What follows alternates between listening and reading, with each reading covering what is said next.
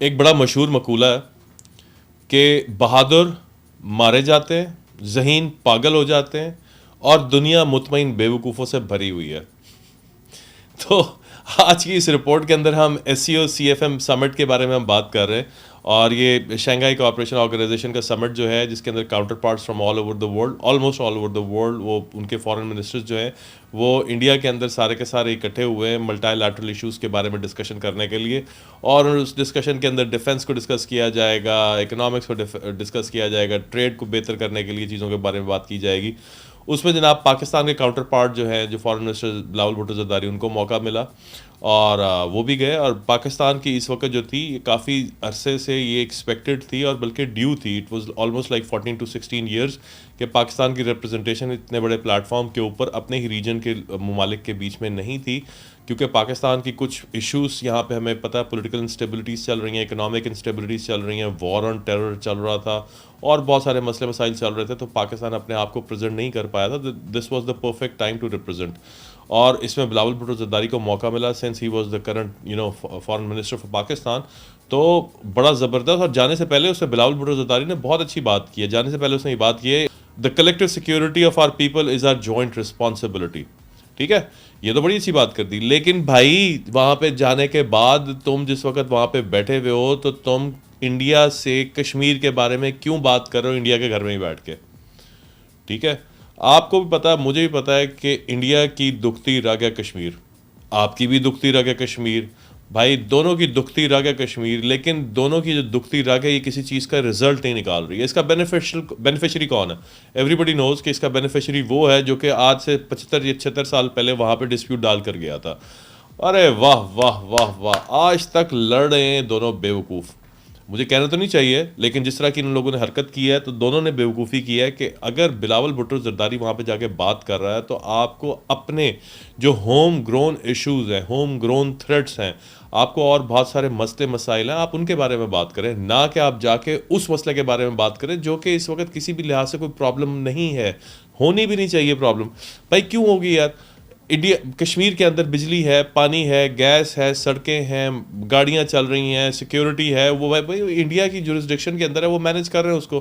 पाकिस्तान के अंदर तो चीज़ें नहीं है मौजूद। जो चीज़ें नहीं है मौजूद तो भाई वो इंटरनेशनल प्लेटफॉर्म के ऊपर जाके वहाँ पे आपने वहाँ पे SCO के अंदर वहाँ पे बैठ के उन चीज़ों के बारे में बात करना। पाकिस्तान की जुरिस्डिक्शन के अंदर लोग जो अंडर प्रिविलेज्ड हैं उनके बारे में बात करो यार, ना कि उस स्टेट के बारे में बात करो जो कि पाकिस्तान की जुरिस्डिक्शन के अंदर मौजूद ही नहीं है। ठीक है, और उनके होम ग्राउंड के अंदर, उनके घर के अंदर बैठ के बात करो। ऊपर से अक्लमंदी का मुजाहरा, वो जो दूसरा काउंटर पार्ट है वो जयशंकर ने भी भाई बहुत ही समझदार आदमी है यार। क्या बात है, जुमलाबाजी के अंदर कम नहीं है यार ये। Say this. As a foreign minister of an SCO member state, Mr. Bhutto Zardari was treated accordingly. As a promoter, justifier, and I'm sorry to say spokesperson of a terrorism industry, भाई दुनिया को क्या आप message दे रहे हैं यार? आपने अगर अगले 40 साल, 50 साल, 60 साल, 70 साल के अंदर इकोनॉमिक पावर इमर्ज होना है या ग्लोबल पावर्स के अंदर से अपने आप को कहीं पे रिकग्नाइज करवाना है, जो कि अभी आप करंटली कहीं पे भी नहीं है, तो उसके लिए आपको रीजन के अंदर स्टेबिलिटी चाहिए। और रीजन की स्टेबिलिटी के लिए आपको अपने नेबरिंग कंट्रीज़ के साथ उनके लिए हालात बेहतर करने पड़ेंगे। आपको सफारती लेवल के ऊपर, डिप्लोमेटिक लेवल के ऊपर हालात बेहतर करने पड़ेंगे। अगर आप अपने नेबरिंग कंट्री के डिप्लोमेट को घर में बुला के उनको क्लेम करें या ब्लेम कर दें कि वो जो है वो रीज़न है टेररिज्म की या उस बिज़नेस के अंदर इन्वॉल्व है, तो यार ये आप बग़ैर किसी रीज़न, बग़ैर किसी लॉजिक के आप उसको अक्यूज़ कर रहे हैं, जो कि जिसका impact in the longer run फिर यही निकलेगा कि आपके और अगले 5 साल, 10 साल, 15 साल, 20 साल जो है ना हालात ख़राब हो जाएंगे। ये जो आपकी जो लिमिटेड सोच है, जो कि एक स्पेसिफिक आपकी आइडियोलॉजी को रिप्रेजेंट करती है, इसका इम्पैक्ट यही मिलेगा कि आपको रेटिंग थोड़ी सी बेहतर मिल जाएगी इंडिया के अंदर। ठीक है, इसका इम्पैक्ट ये नहीं मिलेगा कि बाकी के दुनिया के जितने भी मालिक हैं उनके पास सारा का सारा जो है ना वो रिजल्ट बेहतर हो जाएगा और वो उनको पता चल जाएगा पाकिस्तान क्या। भाई पाकिस्तान क्या है यार? पाकिस्तान वो मुल्क है जिसने वॉर ऑन टेरर के ऊपर पिछले 15-16 सालों के अंदर 80,000 लोगों की कुर्बानी दी है। 80,000 people died on this war on terror. ठीक है, पाकिस्तान से बड़ा सेक्रीफाइस किसने किया? आपने क्या सेक्रीफाइस किया है? आपके पास तो किसी किस्म का सेक्रीफाइस ही नहीं है। इलीगल सेटलमेंट्स हैं, हम तो उनके बारे में बात ही नहीं करते हैं। आप क्या कर रहे हैं, आपके होम ग्रोन थ्रेट्स कितने हैं, उनके बारे में हम बात नहीं कर रहे हैं। भाई स्टेट स्पॉन्सर्ड टेररिज्म इंडिया के अंदर कितना है, आसाम की बात कर लो, तो आप रॉ भी बोलते हैं, उसने श्रीलंका तमिलनाडु के साथ क्या किया, LTTE के साथ, उनको किस तरीके से जनाब स्पॉन्सर किया गया, कितना बेतहाशा वहाँ पे आपने जो है ना किसी डिस्पर्शन क्रिएट किया है, वहाँ पे हालात जो हैं वो कंसेक्यूटिवली जो है ना डिस्टॉर्टेड रहे हैं।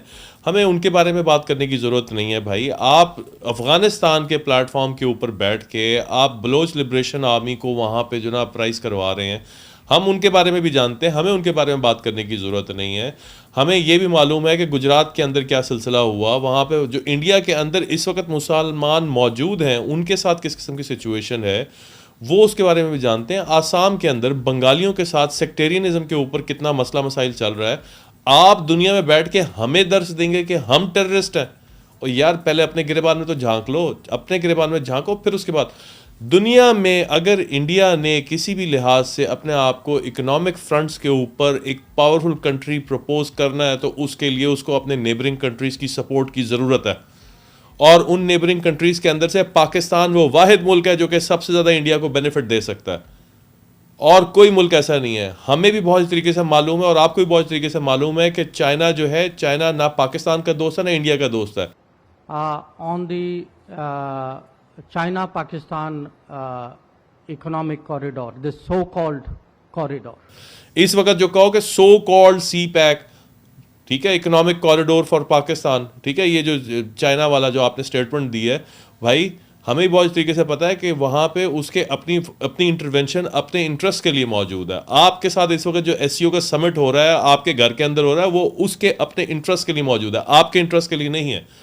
तो इसलिए हमें बताने की ज़रूरत नहीं है कि क्या हो रहा है क्या नहीं हो रहा है, हमें सब नज़र आ रहा है, साफ नज़र आ रहा है। यार ये रेटिंग्स वगैरह के लिए अपने एक दूसरे के बाल नोचना बंद कर दें। ये रेटिंग्स और ये एक दूसरे की सपोर्ट और ये अप्रिसिएशन, ये जो पैट अप्रिसिएशन होती है ना बैक के ऊपर, ठीक है, वो लेने के लिए ये बड़ी बड़ी स्टेटमेंट्स देने की ज़रूरत नहीं है। ये नुकसान कर रही हैं, ये आपका भी नुकसान कर रही हैं, हमारा भी नुकसान कर रही हैं। लड़े आपस में लड़ रहे हैं, इसका बेनिफिशियरी कौन है? एटलीस्ट आप दोनों में से कोई भी बेनिफिशियरी नहीं है, तो लड़ते रहो, एक दूसरे के बाल खींचते रहो, रिजल्ट क्या निकलेगा? एक दूसरे के कपड़े फाड़ दोगे, नंगे हो जाओगे यार, हो ही रहे हो नंगे यार पूरी दुनिया के सामने। आपने अपनी आवाम को सारों को जनाब कहा पाकिस्तान टेररिस्ट है, इधर से पाकिस्तान जितना भी है वो सारा का सारा बोलता है कि इंडिया टेररिस्ट स्टेट है। और यार फॉर गॉड सेक आपस में लड़ना बंद कर दो यार, ठीक है, ये कोई कमाल बात नहीं की है। एनीहाउ, तो ये थी वो कहानी जिसके अंदर दुनिया मुतमईन बेवकूफ़ों से भरी हुई है और हमने उनको फॉरेन मिनिस्टर्स के तौर पे जो है ना यहाँ पे रखा हुआ है।